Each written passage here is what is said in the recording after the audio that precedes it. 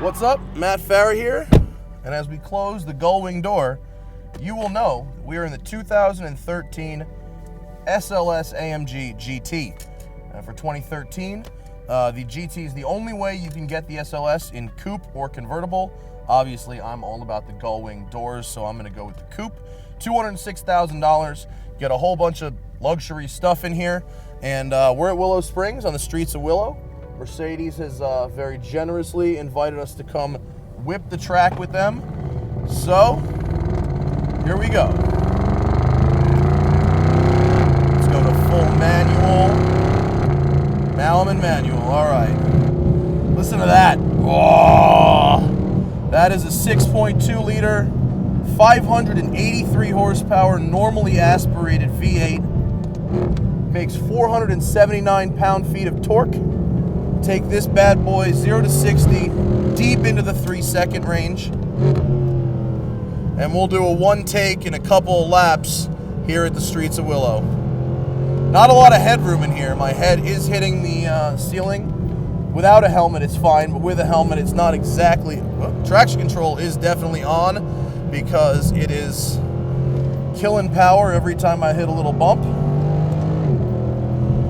7-speed transmission and shifts nice and fast. I'm really feeling a lot of the pavement surface through the wheel. More than I expected, actually, from an AMG car, which usually dials out a lot of that stuff. But because this is the SLS, it is maximum performance. And I wish I knew how to turn off traction control, but I'm on the track right now. It's really not the ideal time for such things. Really getting bumped around in here pretty good, aren't I?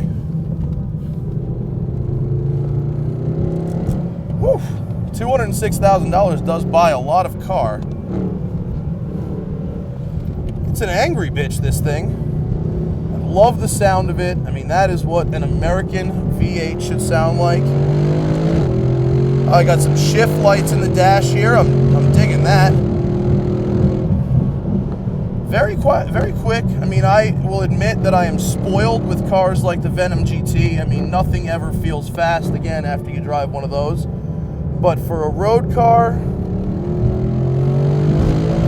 that's fast enough to get you going. I hit the rev limiter right there just before the braking point. It did not shift up. That's proper. Cars that have manual controls and then shift up when you hit red line are very stupid. Feel that? I got yoinked around there. It's kind of a bumpy track. Interesting place to test this car. Top speed is 197, electronically limited. I don't know why they bother limiting a top speed to 197, but it's also the car's chassis code. No coincidence there. It's nice. How do I turn off freaking traction control? Okay, here we go. All right. Now I'm in sport handling mode, so it should allow me to get a little bit of slip. It shouldn't be killing power right away. It should let me have a little bit of fun before it steps in and says, all right, you're not Tanner Faust. Yeah, there we go. All right. It let me have some fun there. That's perfect. That is what I want. Let's do another lap.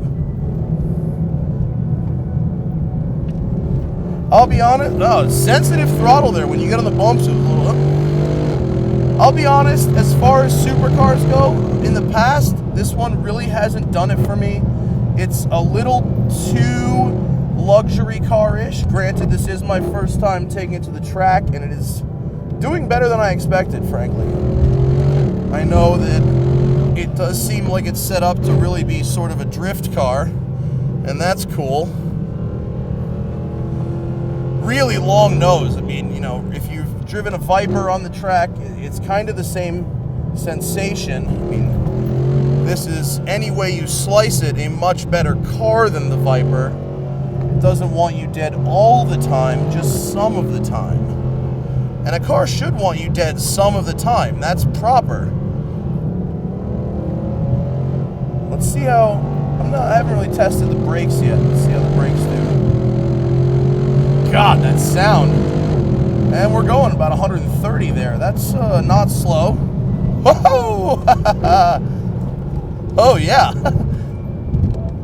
Oh, the brakes are good. The brakes are much better on this than they were on the C63. Not surprising, given their price difference. I believe this has carbon ceramics equipped. Yes. This 7-speed transmission is doing a better job than the last one I used from Mercedes. The last one was very happy in automatic mode, not so happy in manual mode.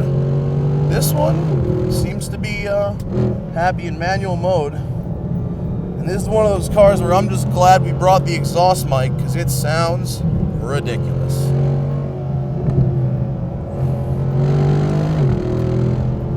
I like that I'm sitting down in the car with these really high door sills. I like that feeling of being in a cockpit. I want to sit in the car, not on it. And the SLS certainly has that part on lockdown. There's plenty of torque. 479 torque is good. It really does feel very, very quick. You know, not tear your face off, but certainly, yep, brakes are on point. Yep. Certainly enough to have a good time with.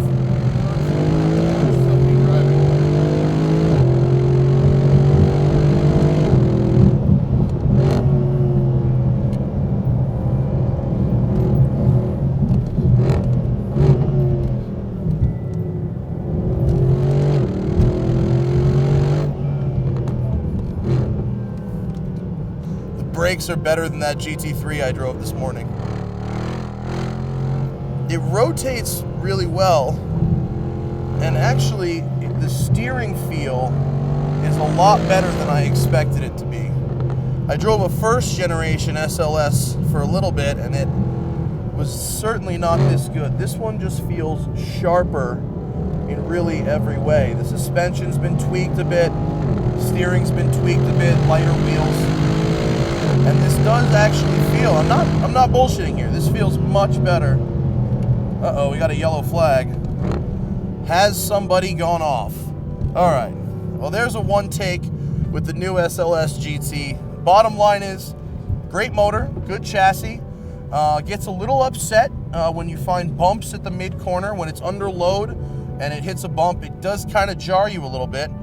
But it's fast, it's pretty, it's exclusive, it's expensive. Materials, build quality, all look great. So, that's about all I have to say about that.